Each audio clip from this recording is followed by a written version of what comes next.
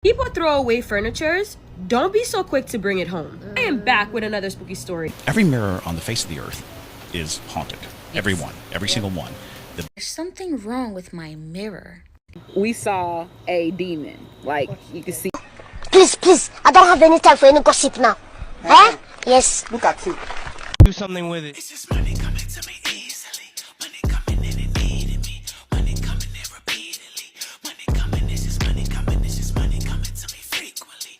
Money coming in to be with me. Money coming in secretly. Money coming, it's just money coming. It's just money coming to me always. Money coming in all day. Money coming in all paid. Money coming, it's just money coming. It's just money coming to me frequently. Money coming in to be with me. Money coming in secretly. Money coming, it's just money coming. It's just money coming to me easily. Money coming in and needed. This is why they say that you should not buy used mirrors and or pick up mirrors from the side of the road, right? Now imagine you driving down the streets and you go to a yard sale and you see a beautiful mirror, and or you're driving down the street and you see a pile of trash in the corner of on the side of the road, but there's a lot of good things in there, and you went there and you find this beautiful mirror and you're like, oh my god, it must be my lucky day, and you find the mirror, you pick it up, only for you to go to your house with the damn mirror, and this mirror is basically trying to take over your house. Let's get into the story time, because this haunted mirror really had this person regret picking it up.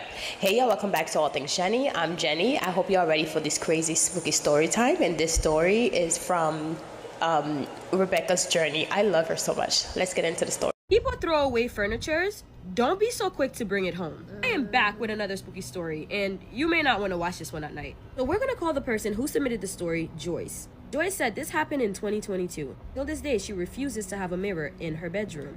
She lives in a city where there are a lot of wealthy neighborhoods. She says if you've ever driven through one, you know rich people throw away the craziest things. Perfectly good couches, expensive coffee table, designer lamps, artwork, things that would cost thousands of dollars. People would literally drive around on trash day hoping to find treasures. So one Saturday afternoon, she was driving through one of those neighborhoods after visiting a friend when she saw the most beautiful full-length mirror sitting neatly against the curb. The mirror wasn't dirty or broken. It had this heavy antique frame carved with flowers, vines, and little faces that looked like angels. Glass itself was flawless. There wasn't even a scratch on it. Joyce knocked on the door of the house just to make sure it wasn't a mistake. No one answered, and the mirror was sitting beside the other trash waiting for pickup. She loaded the mirror into her car and took it home. Big mistake. First few nights, nothing happened. Joyce had the mirror leaned against her bedroom wall because she had planned on hanging it later. She kept catching movements in the corner of her eye. She blamed it on being tired. You know how sometimes your brain thinks it sees something move? That's what Joyce assumed. Then she noticed something strange. Whenever she walked past this mirror, it felt like someone else was in the room, as if they were watching. One night, she was folding laundry while listening to music. She happens to glance at the mirror. She says she swear her reflection wasn't folding clothes. She blinked and everything matched again. At this point, she laughed because at this point, she's thinking that her eyes are playing tricks on her. After that, she stopped looking into it for too long, just for her mental health. She started having really weird dreams. Every single night, she dreamed that she was standing in front of the mirror. Except in the dream, the reflection wasn't her. It looked like her. There were specific details that were off.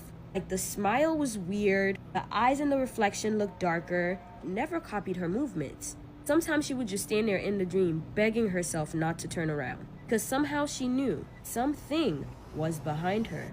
Every dream ended the same way. The reflection would whisper, "Don't look behind you." Joyce would wake up soaked in sweat. Things started happening while she was awake. Bedroom door would slowly creak open sometimes. The dog refused to come inside her room anymore. Dog would stand in the hallway, shaking and whining, staring directly at the mirror. It was so bad that if she tried to carry the dog inside, he would claw at her until she lets him leave.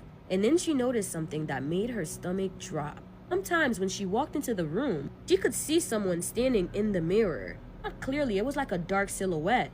The second she would actually look, it was gone. At this point, she's getting a weird vibe from this mirror. She started sleeping with the mirror covered by a blanket. The activities got so much worse. Yeah, I hate part 2s, but leave a comment for part 2, because this story is so long and it gets so much worse. Let's get into part 2.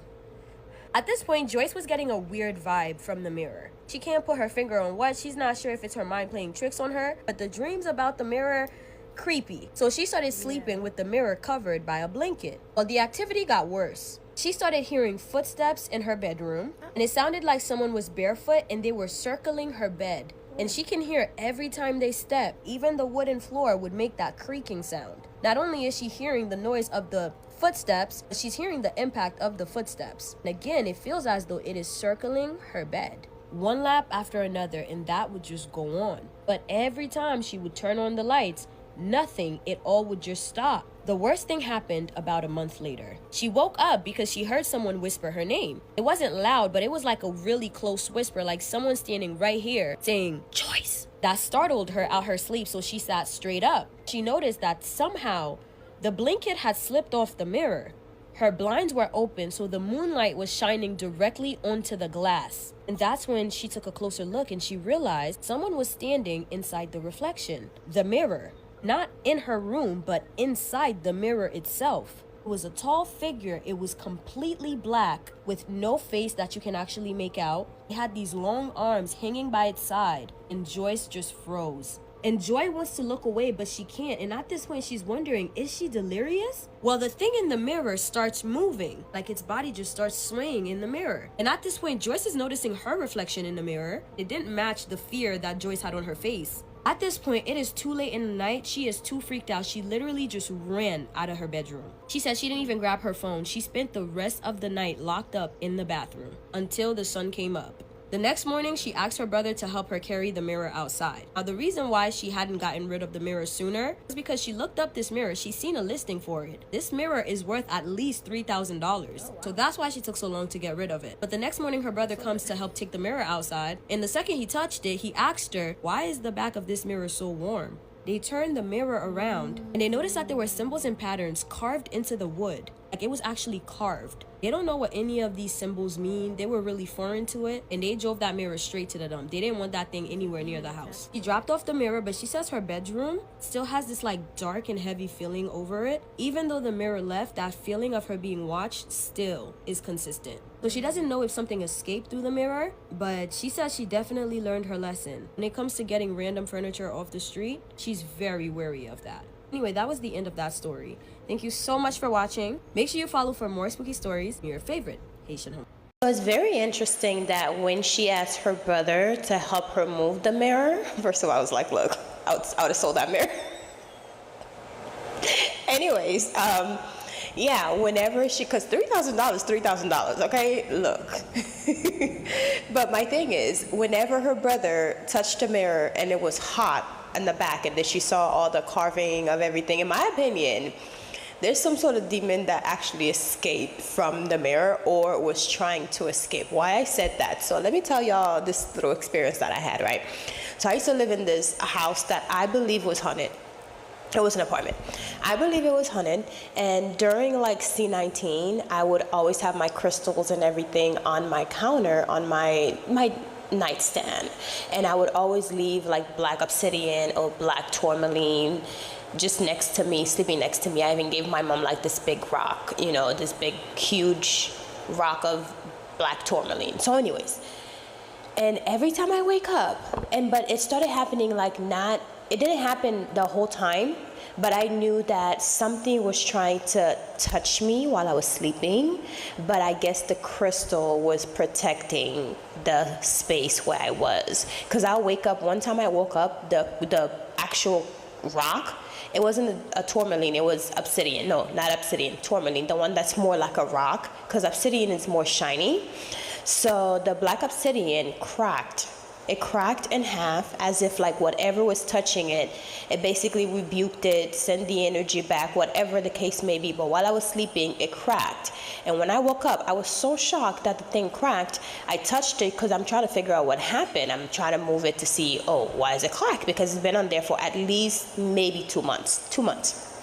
And I will charge it, I will cleanse it, and I will charge it. I usually do like a moon ritual and everything, and then I do like a whole ritual just to charge it, to put like the protection. Because you know, a rock, you know, obsidian or black tourmaline is basically a rock unless you tell it what to do, right? For almost 2-3 months, nothing was happening. Not that nothing was happening, but I was being protected, I believed, because I was being protected. But this particular day or night, I don't think it was as strong. Maybe the protection ritual was wearing off, because I would do it every so often, but for some reason, I don't know if I forgot to do it or forgot to cleanse it or whatever, but it definitely protected me, but it broke. But when I woke up in the morning and I was trying to grab it because I was in shock, like, why is this thing broken? I touched it. The crystal was so hot, as if it was in like a stove, as if, you know those charcoal stoves where it's like you could put rocks and everything, and like a hot stone. It felt like hot stone. It felt like it was literally sitting in fire, and I couldn't understand why it was so hot. So immediately I reached out to my spiritual advisor, and I was like, what the heck is that? And she explained to me that it protected me from something, but the heat of it all was basically whatever that was touching it might have got burned or something, but the energy of that thing transmitted into the rock, or the energy of the rock transmitted to the person, I don't know, but it was burning hot. And I do remember that particular night, and for like 7 days straight, I was having this weird dream where I felt like an incubus was coming in my dreams and basically trying to have sex with me. It was crazy. It was very crazy. I remember that when it first started happening, it actually happened, and that's one of the reasons why I started putting my crystals next to me and everything, because I'm like, this shit feels weird, because it felt so real that I would feel like I'm falling, like even though I'm laying down in the bed, I would feel like a falling motion, like I'm sitting on the bed, and on the dream, right? Well, it's not a dream. I'm sitting on the bed, but then it starts like kissing on me and doing whatever, and then I'm like falling back slowly. But then it's almost like, the feeling of when you're falling in a dream, like you have the sensation of falling. That's what it felt like I'm falling, but the thing is on me and it's doing all these things. It was just so weird. So then I decided to do that. My spiritual advisor advised me to put the tourmaline, but at that time I was literally like learning about all the crystals and everything. She was like, yeah, use this and put that on there. We blessed it and everything, and we put it on my nightstand, and that's when it all happened. So when she said that it was so hot, it was giving very much the same experience that I had, but it was definitely some sort of entity that was attached to, or that was trying to touch me or whatever, but it was definitely something that's attached to that mirror. But then again, we talk about mirrors here all the time, how mirrors hold energy. It holds the energy of the people, the previous owners. You can see different dimensions through mirrors. If you stare into the mirror, I just made a whole video about it. If you stare into a mirror and you look at your third eye, you might see your face change and all that. So yeah, mirrors definitely hold energy. So I do believe that something was attached to that mirror. Anyways, let's get into the next. There's something wrong with my mirror. Hey, bestie, go on and get your snack, baby. Now, why are you thinking about a meal when I just said a snack? We ain't gonna get no better. Summer is around the corner. Anyways, I got my snack. It's a snack. For the sake of the story, let's call this guy Marcus. Now, Marcus said that this started out of nowhere. Every night, right before bed, he would catch something off about his mirror. And at first, it was small things like the reflection blinked a little slower than he did, or like his head was tilted at a slightly different angle than he remembers moving it. And of course, like, he started to brush it off like, oh, maybe I'm just bugging, like I'm tired, whatever. Maybe my eyes, maybe I need glasses. Okay, because that's what people always do. They always brush it off. But then it was just getting worse. One night, he was just brushing his teeth, getting ready to go to bed. Then he noticed his reflection wasn't following him. Again, at first he thought he was bugging, so he's like, let me see. So he started brushing and brushing and brushing, and then he lifted his toothbrush. To his worst nightmare, his reflection didn't follow. It just stood there, staring at him, with the mouth still open, because mind you, he was brushing his teeth, right? So here he is. Here is his reflection staring back at him, mouth open, eyes open wide. He got his toothbrush up here. His reflection's toothbrush is still over here. His whole body took a screenshot, y'all. And at that point, internally, he's screaming like a 2-year-old girl. So he just slowly backs away from the mirror. He's slowly backing away from it. As he's doing that, He could have sworn that the reflection started to smile at him. He wasn't smiling. He was terrified. He was nowhere near a smile. So he tries to back away just a little faster. And it seems like the faster he tries to back away, the wider the smile started to get.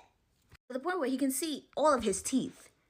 His teeth, but really like, the reflection's teeth. At that point, he ran. He ran out of that bathroom. He gets to his living room and he starts FaceTiming his friend, his best friend at the time, to, kind of like tell him what's happening right now. And at this point, he's avoiding every mirror he has in his house. He don't want to look at no mirrors. So he FaceTimed his friend and his friend answers and he's like talking. He can't even get it out. So the friend is like, what happened? Like, what? And of course, him trying to explain what just happened and him being terrified, he's not making sense. So the friend is very confused. He's frantic on the phone. And as he's trying to get, what he's trying to get out, his friend looked like he's seen a ghost. Like, his friend changes from what happened to... So he's like, what? The friend is like, your reflection is looking at you, because where he was standing, there was a mirror behind him. So he's holding the phone right here on FaceTime, and there's a mirror behind him. Now, this mirror should have his back facing, right? No, it has him facing his back. Now, at that point, I feel like the friend started to catch on. So the friend is like, get out of the apartment right now. Marcus is like, type shit, and he leaves. He dipped. It was only after he left the apartment that his friend really told him what he saw, because his friend ended up taking a screenshot, but he didn't want to tell him to freak Marcus out more than he was already freaked out. So he ended up going to that friend's house and spending the night there. Eventually, he had to go back to his apartment, and he said that never happened again. He don't know where it's from. He don't know why it happened. But thank God that the friend saw what he saw, because nobody would believe him. And nobody does believe him. Whenever he tries to tell somebody about this, nobody believes him until he shows them that screenshot that the friend took over FaceTime, but people still accuse him of editing that, trying to scare them. But till this day, he has no explanation as to why that happened. Me personally, I feel like he should buy my book. An ebook that I dropped that you guys love so much, that teaches you how to protect yourself from all of these things. I'm not even joking. I'm so dead ass. I really do think he should buy the book, or at least go to somebody that helped him find out what that was, because there's no way that happened and then it stopped and there's no meaning behind that. That thing is still haunting him. He probably don't even know. But anyways, thank all of you guys that have been buying my book and that loves it. If you did buy the book and you love it, please comment down below, give your honest review. Let me know what you had for snack time, even though we know it's a meal. Okay, for real though, can we talk about something real quick? Let's talk about mirrors and how creepy they are, like literally. The way they're represented on TV is kind of confusing because they make them seem evil. Don't fight me because I know you like to tussle, but what if it is? Have you ever tried to put both of your hands on the mirror and it kind of looks like you trapped in it? It's kind of like you trapped in a version of yourself. Our minds are very powerful things. And our brain is basically showing that we have two versions of ourselves. It's the one that we see in our brain and the one that we see in the mirror. But did you know mirrors are portals and they can lock you in your mind? Certain entities can be conjured with them. Like Bloody Mary, Candyman, you have to look in the mirror and call their name in the dark 3 times. Like, that's weird. It's been so many signs, so many movies that they've been putting out about mirrors. It's even in phones and TVs, like you can see your reflection in them. You on social media watching videos that make you feel sad, angry, arguing with people, yelling at your phone, that version of yourself, trapping yourself in that black mirror that you in. Y'all remember the movie The Ring, where if you watch a specific video, she comes out and attack you? Like, literally comes out of the TV. They've been showing us stuff like this. Like, what you think is coming out of these black mirrors called electronics. So it's like, can you really see what's attacking you like The Ring? Y'all be careful. And this is going to freak everyone out. Every mirror on the face of the earth is haunted. Every one. Every single one. The biggest, strongest spirit near a mirror will grab hold of it and keep all other spirits at bay. It will fight for this glance into our world. The portal's the same way. The biggest meanest is going to stand at the guard because it wants the energy of the portal. It wants the energy of the area that the portal came from. Right. If you remove that one, the next biggest thing, or a bigger thing with no fight, might be on its way. And if it's closed, it's closed. That's great. However, how closed, how secure, how tight, how, and it comes back to that wonderful phrase, I don't know. We just don't know. And we don't understand it. Sure. And for all the viewers who are now freaking out about their mirrors in their house, maybe we'll make a TikTok about how to lock your mirrors. There are ways to protect yourselves. Don't go like smashing all your mirrors. So. People who sleep in front of mirrors usually get nightmares with spirits standing over them while they sleep, or dreams of being fed on, because mirrors are portals to their realm, and they can come back, but we can't really do that. So put some iron or some crystals or talismans in front of the mirror to keep them on that side. She took us all in a bathroom and she made us do it in the mirror. She was like, when you go in the mirror, you're gonna see who you are. One person went first, saw themselves as a little boy. My friend went before I did. And she saw, when I first saw her get in the mirror, I saw an old lady, and then it switched to a girl, a little girl, and the little girl was crying. And then the next guy that went, this is fucking crazy because he's Caucasian. He went and we saw a demon. Like, you could see the horns. And he saw it and he was like, whoa. So the other day I was out with my girlfriend and she was like, girl, what is going on? It seems like everybody's attention is on you. And then somebody sent me a free drinks. So I had to tell her, I had to pull her aside and say, girl, it's because of my Eau de Root oils that I've been using. So this is my little thing where I mix the oils and keep them in here and then just put it on, on my neck, my heart, and like my wrist. But these are the oils that I've been using, and as you can tell, I am a fan of Eau de Root. I've been using their products for such a long time, and I swear by their products. So this is the attraction oil, and what I do is I like to mix my oils. Hold on. Mix my oil in the little shell, and I'll put them in my thing here, and whenever I'm getting ready to go out, I'll put a little bit on, and I completely forget that I have some attraction oil in there until like people start sending me like free drinks or sending my friends free drinks, like all of us at the table, and or people will come up and say, oh my gosh, you smell so amazing, what are you wearing? And I have to say, Eau de Roots have been literally doing her thing. I have to be quite honest, because I don't just use the oils, but I also use their candles as well. Now, I know a lot of people might think that, oh, love and attraction candles are to like, cast a love spell on someone. This video is sponsored by Eau de Root, and you can use the code Jenny10 for 10% off. So when it comes to love candles, you can actually do a love and attraction ritual for like jobs, and or you do it for yourself, so you cast a love and attraction spell on yourself to attract love towards you, so you become a magnet for love, basically, right? Instead of like doing a love spell on someone, which y'all know how I feel about doing love spells on people. But yeah, so it's all about your intentions when you're working with candles, and these candles are so beautiful. And when I tell you, oh, they smell divine. Literally, they smell so nice, and it's already charged, and all you have to do is basically set your intentions to the candle and tell it what to do. I remember I burned one for a brand deal and I got it. So the other day I was out with my girlfriend and she was like, girl, what is going on? It seems like everybody's attention is on you. And then somebody sent me a free drinks. So I had to tell her, I had to pull her aside and say, girl, it's because of my Eau de Root oils that I've been using. So this is my little thing where I mix the oils and keep them in here and then just put it on, on my neck, my heart, and like my wrist. But these are the oils that I've been using, and as you can tell, I am a fan of Eau de Root. I've been using their products for such a long time, and I swear by their products. So this is the attraction oil, and what I do is I like to mix my oils. Hold on. Mix my oil in the little shell, and I'll put them in my thing here, and whenever I'm getting ready to go out, I'll put a little bit on, and I completely forget that I have some attraction oil in there until like people start sending me like free drinks or sending my friends free drinks, like all of us at the table, and or people will come up and say, oh my gosh, you smell so amazing, what are you wearing? And I have to say, Eau de Roots have been literally doing her thing. I have to be quite honest, because I don't just use the oils, but I also use their candles as well. Now, I know a lot of people might think that, oh, love and attraction candles are to like, cast a love spell on someone. This video is sponsored by Eau de Root, and you can use the code Jenny10 for 10% off. So when it comes to love candles, you can actually do a love and attraction ritual for like jobs, and or you do it for yourself, so you cast a love and attraction spell on yourself to attract love towards you, so you become a magnet for love, basically, right? Instead of like doing a love spell on someone, which y'all know how I feel about doing love spells on people. But yeah, so it's all about your intentions when you're working with candles, and these candles are so beautiful. And when I tell you, oh, they smell divine. Literally, they smell so nice, and it's already charged, and all you have to do is basically set your intentions to the candle and tell it what to do. I remember I burned one for a brand deal and I got it.